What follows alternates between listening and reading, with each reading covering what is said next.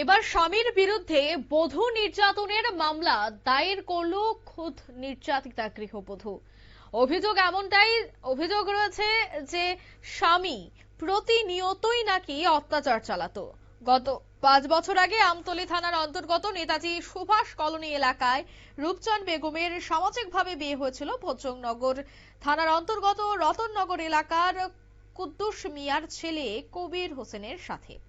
বিয়ের কিছুদিন পর থেকেই গৃহবধূ রূপচাঁদ বেগমকে চাপ সৃষ্টি করতে থাকে তার বাবার বাড়ি থেকে পণের টাকা এনে দেওয়ার জন্য। এদিকে রূপচাঁদ বেগমের বাবার বাড়ির লোকজন অত্যন্ত গরিব, তাই রূপচাঁদ বেগম তার বাড়ি থেকে পণের টাকা এনে দিতে পারেনি বলে কবির হোসেন গৃহবধূ রূপচাঁদ বেগমের উপর শারীরিক এবং মানসিক নির্যাতন চালায় বলে অভিযোগ করলেন গৃহবধূ। কি বলছেন তিনি শোনাবো। কার বিরুদ্ধে? হাজবেন্ডের বিরুদ্ধে। কি হয়েছিল তোমার হাজবেন্ডের? মারধর করে, মানে অনেক টর্চার করে, শারীরিক নির্যাতন করে, মানে অনেক রকমের ঝামেলা করে আমার বাড়ি। কি নাম তোমার স্বামী? কবির হোসেন। কোন জায়গাতে বাড়ি? রতননগর রানীবাজার।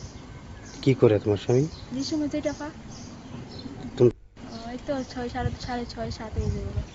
তোমার ঘরে কি সন্তান আছে? হ্যাঁ, একটা মেয়ে আছে 5 বছরের। তোমার বাবার বাড়ি কোন জায়গাতে? শেখের কথা হয়েছে সংসারের মধ্যে। টাকা আইনা দেয়, তাহলে নারীদের নির্যাতন, নাহলে শাশুড়ি এইটা লইয়া সেটা মারে, এইটা লইয়া শ্বশুর হাজবেন্ড মারে।